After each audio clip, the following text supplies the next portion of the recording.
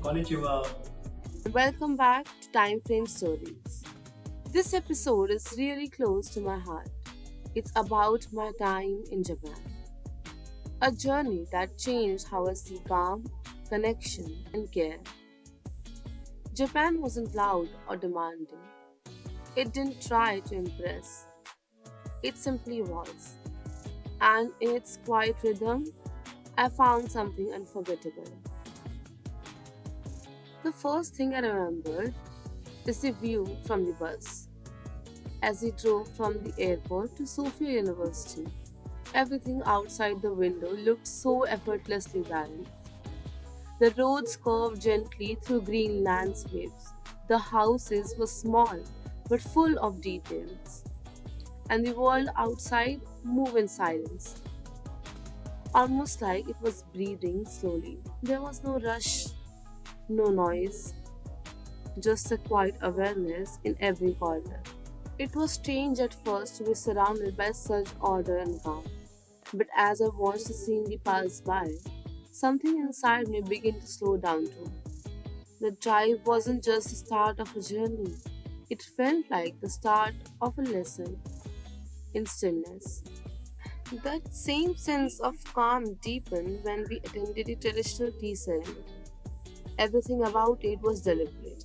The way the host poured, the way the water poured, the way silence filled the room without feeling heavy. In those few moments, I stopped thinking about what came next. It was just this, the sound, the movement, the warmth of a cup in my hand. There was a kind of grace in the simplicity of it all, a reminder that mindfulness doesn't need words or plans. Sometimes it's just about being fully present in something small and beautiful. And that quiet grace stayed with me a long time afterward. The next place we visited was Kamakura, and the shift felt natural, like the story was unfolding exactly where it was meant to be. If the tea ceremony was about inner calm, Kamakura was about timelessness. The great Buddha stood there, ancient and still, surrounded by nature that had been seen countless seasons. Standing before it, I didn't feel like a visitor. I felt like a part of something continuous. It wasn't just a monument, it was presence carved in stone. Later, as we walked down the Kamakura beach, the calmness of the temple seemed to follow right into the sea. The waves were gentle, the air carried salt and sunlight, and laughter mixed with the sounds of the ocean. It was all connected. The stillness, the moment, the peace that seemed to exist in both. The next morning, the sense of connection took us somewhere even quieter. The forest at Kazuha Springs. We were asked to walk slowly to listen, to let the forest speak in its own way.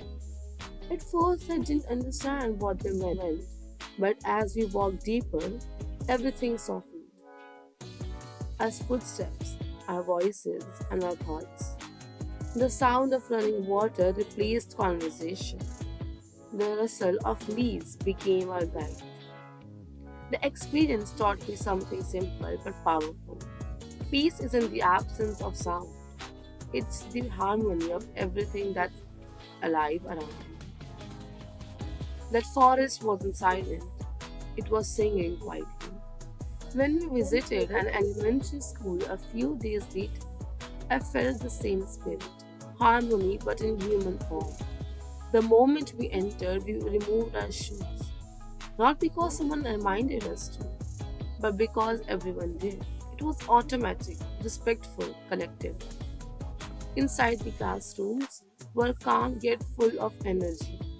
There was laughter, curiosity, and care in equal measure. Every single detail, the way children work together, the design of classrooms, the technology used to help every learner, spoke of thoughtfulness. It wasn't about perfection, it was about intention. That day reminded me that kindness doesn't need to be loud or extraordinary. can live quietly in how we create spaces, teach lessons, and treat each other. A few days later, I saw another kind of mindfulness, one that existed in work. At the Hadana Clean Center, people managed massive system of recycling and energy with quiet precision. There was no raised voices, no rush, just steady, respectful rhythm. Watching them, I realized that harmony isn't only found in nature or tradition. It can live in innovation too. There was beauty in how smoothly everything functioned, how waste turned into energy, how nothing was thrown away thoughtlessly. It felt like an entire philosophy built around care. Care for what we use and for what we leave behind. That sense of continuity followed us to Odawara Castle, a place where the past and present meets quietly. Walking through the old pathways surrounded by trees and history, I felt the strength of something that had endured. The castle didn't stand tall to dominate, it stood to remind. It reminded me that strength can be graceful, that resilience doesn't always roar. From there, the story shifted again. From calm history to electric modern life, Tokyo was like a heartbeat, fast, glowing, endlessly alive. Standing in the middle of Shibuya Crossing, watching hundreds of people move together without chaos, I felt wonder.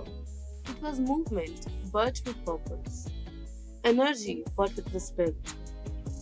After days of quiet landscapes and still temples, Tokyo felt like the same spirit expressed differently.